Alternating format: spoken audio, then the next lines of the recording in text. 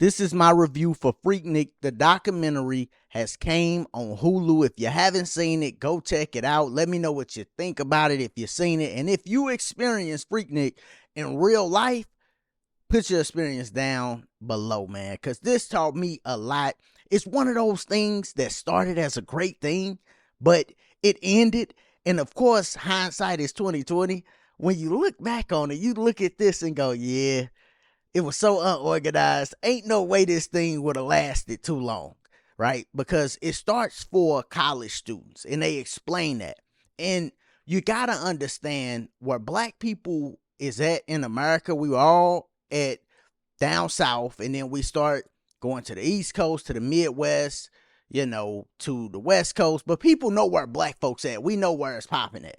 Atlanta is popping. They got these HBCUs down there, and they are successful. And what I like about Atlanta, they know that you supposed to have, your women and your man, but they need time for the women to be with the women, the man to be with the man.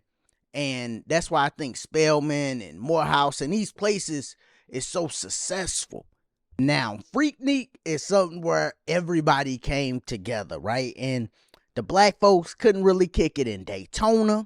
So they created their own version of Daytona in Atlanta. Miami come up with Luke.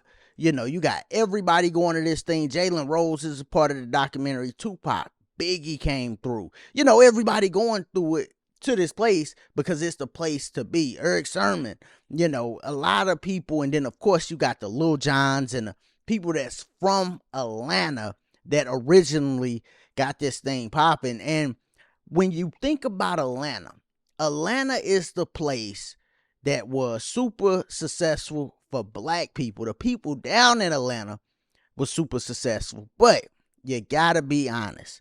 When black folks heard that Atlanta was super successful, everybody ran. Degenerates, people that's struggling, everybody looking for an opportunity, they run to Atlanta. And Atlanta has changed drastically. I mean, drastically. All the single mothers. You remember Menace to Society? You had Jada Pinkett, and she was talking about she was going to Atlanta. Everybody's running to Atlanta. So, of course, the dynamics of the city started to change, right? But Atlanta, super successful. And you got these college students. They don't really have no money. Back then, people was allowed to be broke until you came up. It wasn't like a big thing, right? So they just like, man, we gonna kick it. We ain't got no money to go home. Let's just kick it here. So this is how Freaknik really starts, right? And it's a party. They show all the partying. They show everybody on the street. Parking lot pimping. Jalen Rose was talking about that. So it seemed really dope.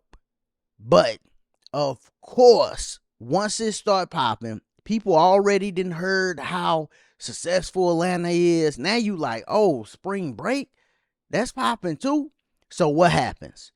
Older people start going to this thing that's for college students, right? And even if the older people wasn't going, it still would have been wild. Because it's so unorganized. Because it's something where college students say, hey, let's do something for spring break. It get bigger and bigger and big. Now people just all in the streets.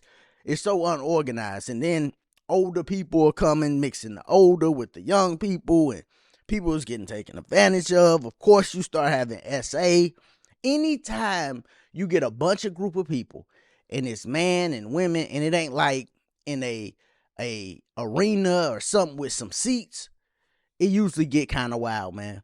If you ain't never seen the Woodstock documentary, go watch that. Same thing happened. It was mostly white people, where they all go out on this field and it get wild. And then SA start happening. It just get crazy. Same thing happening down at Freaknik. It get crazy. People is wilding out. They actually show it in the documentary, which I didn't think they was going to do. I thought they was just going to highlight all the good parts.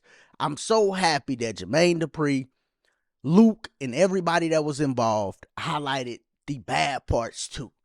You see what I'm saying? Because it would have been just a travesty for somebody to see this and only see the good parts and then go, all right, we gonna try this again. And then the same thing start happening now. And if you did it now, people on just a total different vibration. It'd be dudes down there beefing because the music's so different. It ain't party music right now. It's how tough you is in the street music. That's all we get now. When it come to hip hop, that's why they ain't selling no records.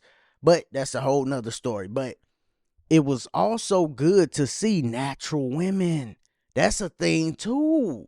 I said, whoa, we would not get that right now either.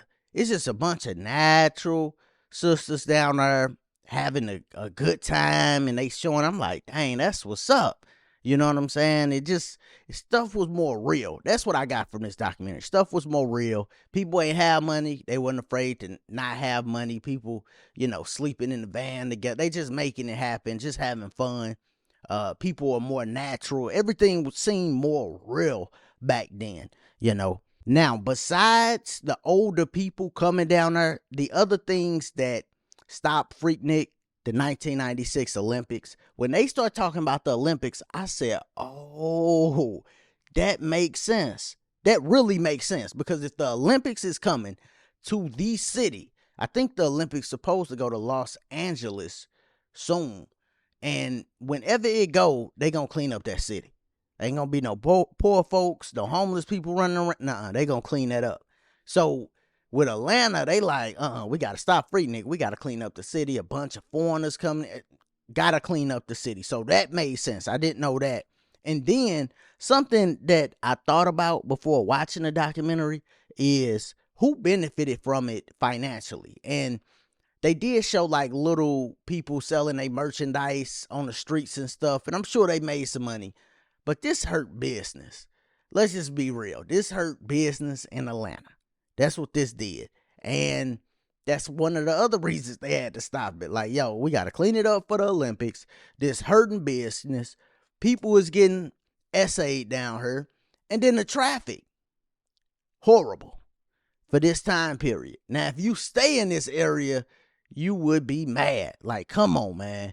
Y'all destroying the area. I can't go nowhere during this time. Like, picture if you was staying near this area. You like, dude, what is going on? So I definitely know why they stopped it, and it definitely made sense. But this was a dope documentary, man. Y'all let me know what y'all thought about it when you see it, and if you experienced it, make sure you put that in the comments. But salute to JD, salute to Luke, salute to Jalen Rose, salute to JD for making all that timeless music, him and Luke too. Lil Jon, everybody that was a part of this documentary, because this was real dope. Eric Sermon, everybody, man. Y'all let me know what y'all thought about it. As always, if this your first time here, make sure you sub to the channel. Click that like button. Y'all be easy. Be safe. Peace.